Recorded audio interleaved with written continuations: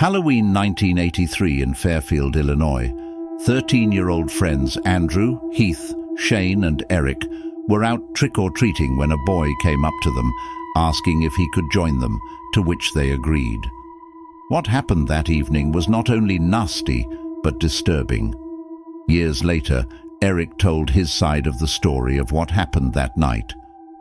Halloween used to be my favorite holiday until that night. I woke up earlier than usual that morning so my mom could make me into Dracula before school. She was always skilled at making me look scary, and this time was no different. It was always enjoyable seeing what my friends and classmates dressed up as. We took turns introducing ourselves to the class when I got to school. The other kids were always pleased with mine, which made me proud.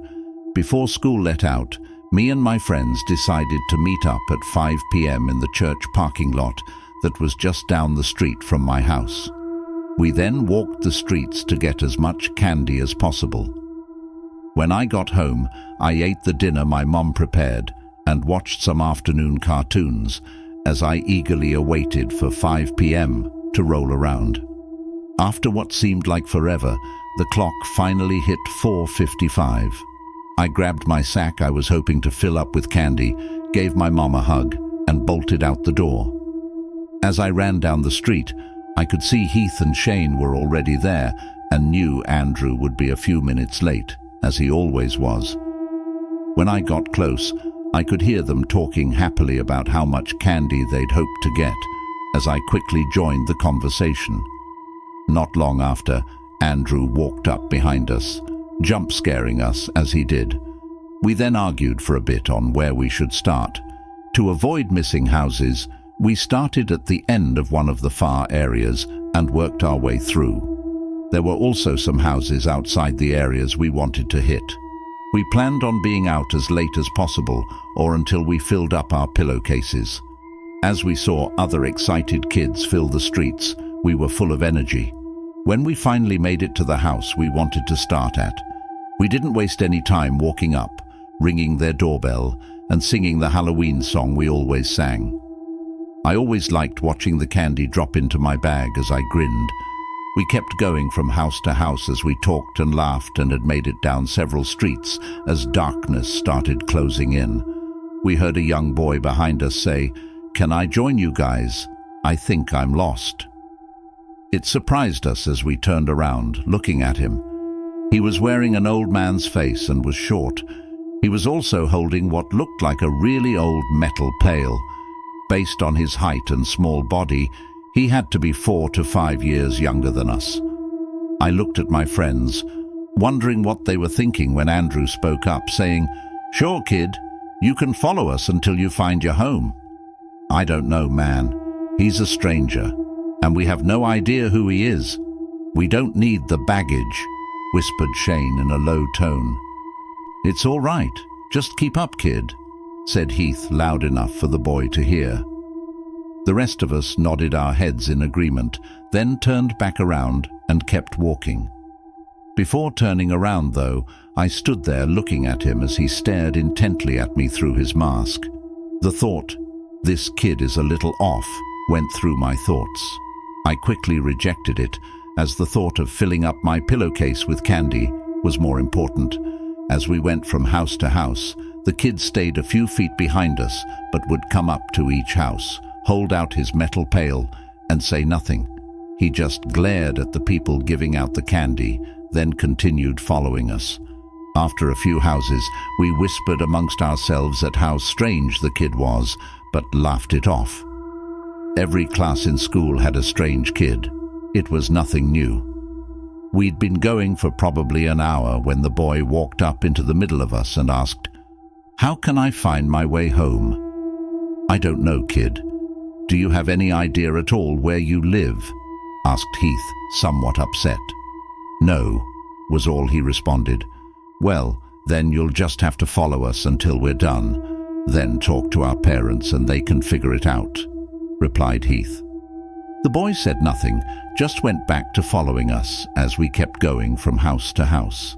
After a while, one thing I noticed was the boy's pail was full and would not hold any more candy. He'd still walk up to the house with us and look at the people when they opened the door. A few hours later, we'd finished all the neighborhoods, and our plan was to hit several places that were away from everyone. Then we'd head home. We didn't know any of the people who lived in those distant homes and hoped they gave out good candy because the furthest one away was about a mile. The first 2 outlier houses we hit were winners. Being it was late and they had a lot of extra candy, they gave us plenty. This pushed us to carry on to the furthest one, which would be our last. The excitement had worn down though, and we were getting tired of going so much. As we got closer to the house, I could see the moonlight shining off the lake that was next to it. As long as I could remember, the house was old. I think the people living there had only been there for about a year. Other than that, I didn't know much about them. We could see their front door light on, which was a positive sign. When we made it to their yard, I noticed the boy paused before stepping onto the grass. "Don't worry, kid. Come on," I said to him as I kept walking towards their porch. My friends were already at the front door when I made it. I looked over my shoulder and could see the boy was slowly approaching. A few minutes went by before the door opened. We said our thing as a nice, normal-looking lady opened the door and said, "Trick or treat," back to us with a smile. I could see 2 younger children sitting at a table in the distance, still dressed in their costumes. Right then, the boy walked in between us until he was standing in front, just a foot away from the lady. He slowly took off his mask and said, "Hello, Mommy, I finally found you." His face looked soulless, which is the best way I can explain it. Other than that, he looked like a normal kid. The ceramic bowl of candy she was holding hit the floor, breaking into 100 pieces, as she got the most terrified look on her face I'd ever seen. "How did you find us?" she said in a frightened tone as she started backing up. The boy said nothing as he slowly stepped into the house, going towards the lady. "Jim, he found us!" she screamed as she turned to run. I was shocked as I watched the boy suddenly pounce on the lady with lightning speed, taking her to the ground. She shrieked out in pain as he started tearing at her neck. A pool of blood began to form on the hardwood floor. The children screamed as they took off running. The husband then came into view as he turned the corner, screaming, "What in God's name is going on?" I think it took a few seconds for him to understand what was happening before he yelled, "No, it can't be!" He then grabbed the boy and threw him across the room, hitting the wall. The boy quietly got up, gained his composure, and stood there looking at the man. "How did you find us?" asked the man. "It doesn't matter, Daddy, I found you," he answered. Then again, with lightning speed, he pounced on the man, taking him to the ground and started tearing at his neck. The man tried fighting back, but it was no use. We stood there in shock, unable to move, before Andrew shouted, "Come on, let's get the hell out of here now." I think it was Heath who grabbed my arm as I dropped my pillowcase and turned to run. I don't know why. I think I was so scared and didn't have time to think, just respond. But for some reason, I ran around the side of the house, heading into the trees, as my friends took off running down the road. I wasn't thinking as I ran. I just knew I needed to get as far away from the house as possible. I fell down several times as I tried making my way through the thick trees, when suddenly I was falling, then hit freezing water and realized I was in the lake. When I came to the surface, I quickly turned around to see if the boy was behind me. I breathed a sigh of relief as I tread water, because from what I could see, he was not there. I was a proficient swimmer, so I turned around and started swimming in the opposite direction, hoping to make it to the other side. I swam as fast as I could, which was not easy in my shoes and outfit, and the fact the water was freezing. I had to stop and take a lot of breaks. About halfway across, I really started getting tired and knew I needed a long break or I'd drown. I chose to float on my back for a while. As I lay there floating with my head half submerged, I barely heard the loud splash of something jumping into the water. I instantly moved, turning around as I tread water to see what it was. Even with it being dark, I could see enough that something was coming toward me fast. I quickly turned and began swimming harder and faster than I ever had in my life. I just kept my attention on the shore as I swam. When I finally hit the shore, I stumbled out of the water, turning to look behind me as I tried catching my breath. Whatever it was still quickly coming at me. I spent no time trying to clamber up the steep bank, which was difficult as the dirt was soft. Panic shot through me as I kept sliding down. Once I thought I'd made it, I looked over my shoulder and it was almost at the shore. I gave it one more try, giving it all I had, yelling as loud as I could.